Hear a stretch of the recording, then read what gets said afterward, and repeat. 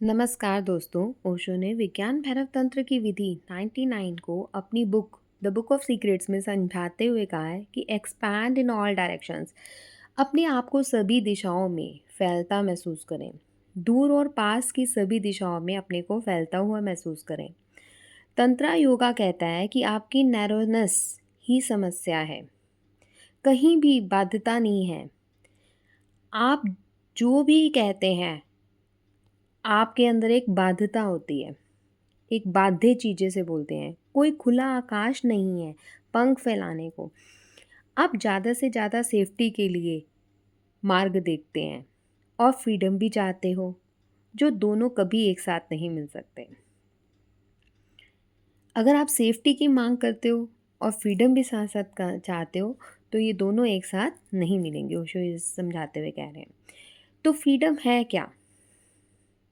मैं ये कहती हूँ कि I want to move in a very very secure place. तो सबसे सिक्योर प्लेस क्या है? जेल है। जेल से बाहर रहने में खतरा है। We have created a mental prison around us. आपने अपने अराउंड एक दीवार खड़ी कर रखी है।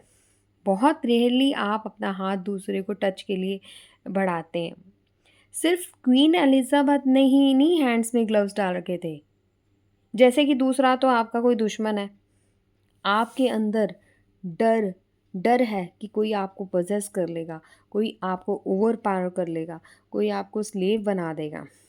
आपने अपने इर्द गिर्द एक सेफ्टी वॉल बना ली है, क्योंकि लाइफ जो है इनसिक्योरिटी है।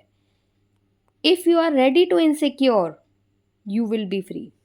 You create a prism, you become dead. जब भी आप एक प्रिज्म, एक अपनी बाउंड्री क्रिएट करते हैं, तभी आप उसी क्षण मर जाते हैं। अगर आप इनसिक्योरिटी में रहना जी सीख जाते हैं, तो ही आप लाइफ जी रहे हैं। अदरवाइज़ आप डेड हैं। आप प्यार करते हुए भी डरते हैं, कहीं प्रेमी आपको छोड़ ना दे।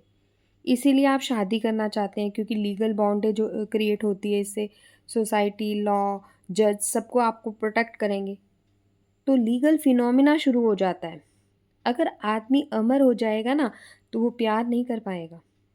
It gives intensity to love. अगर आपको पता चले कि आपकी बिलवड जो है अगले क्षण मरने वाली है, तो आप पूरी तरह से उसे तहे दिल से पूरा प्यार देना चाहेंगे। लेकिन अगर आपको पता है ये तो जिंदा है, तो आप लड़ाई करेंगे, है ना? इंद्र के राज्य में कोई प्यार नहीं है। एक बार स्वर्ग की अप्सरा जो थी उर्वशी, उसने इंद्र से आज्ञा मांगी कि मेरे को धरती पर जाना है, ताकि मैं एक प्यार का अनुभव कर सकूं वहाँ पे किसी आदमी के साथ। तो इंद्र ने कहा वहाँ पे तो इतने सुंदर लोग भी नहीं है, तू वहाँ क्यों जाना चाहती है? यहीं स्वर्ग लोक में अच्छे सुंदर लोग हैं। I you want to go to the earth to experience love? लेकिन उर्वशी ने कहा कि यहाँ चाहे सुंदर लोग हैं, लेकिन वो मरे हुए हैं, इमोर्टल हैं। जो अमर है उसको जीने का पता ही नहीं। जब देर इज़ नो डेथ, तो there is no life. There is no death to make them alive. तो परमिशन दी गई उनको जाने के लिए। वो अर्थ पर आई, और वो इस शर्त पर आई कि वो कभी किसी को अपनी कोई भी रियलिटी बताएगा तो वो गायब हो जाएगी, और उससे कोई भी रियलिटी ना पूछे। तो पुरुवा जो था, वो उसकी तरफ आकर्षित हुआ, और बार बार उसे जानने की इच्छा हुई कि ये क्यों है, क्योंकि लव जो है वो एक क्यूरियस होता है। वो डरता था वो उसको खो देगा, कि भाई अगर मैंने इससे पूछा, क्योंकि इसकी शर्त है कि इससे कोई भी नहीं पूछेगा इसकी रियलिटी, तो वो खो देगा। एक रात जो है वो अपने आप को संभाल ही नहीं पाया, उसने प्रश्न पूछ ही लिया, और उर्वशी क्या है, डिसअपियर हो गई, अंतर ध्यान हो गई। पुरुआ जो था उसके हाथ में सिर्फ रह गया तो क्या रह गया, एक साड़ी का टुकड़ा ही रह गया। इसीलिए स्वर्ग में कोई प्यार नहीं है, तो जीवन भी नहीं है।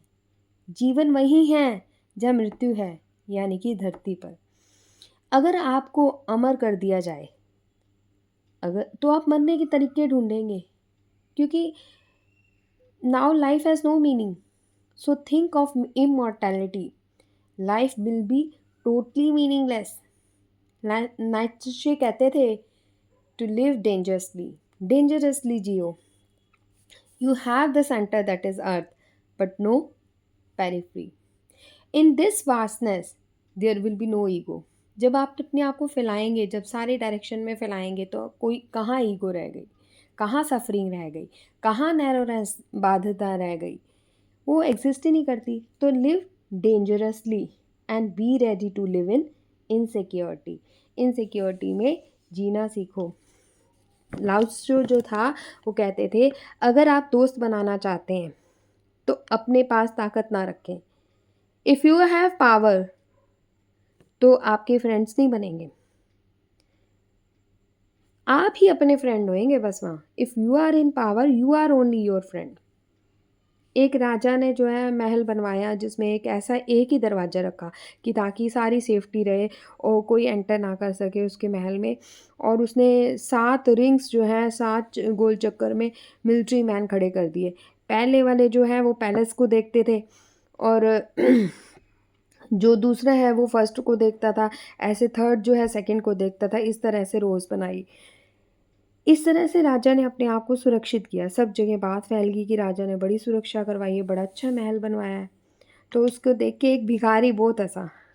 जब उससे पूछा गया कि आप क्यों हंस रहे हो भाई, किस लिए आपको हंसी आ रही, तो वो बोला एक ही गलती हो गई कि इस दरवाजे को भी क्या कर देना चाहिए था, बंद.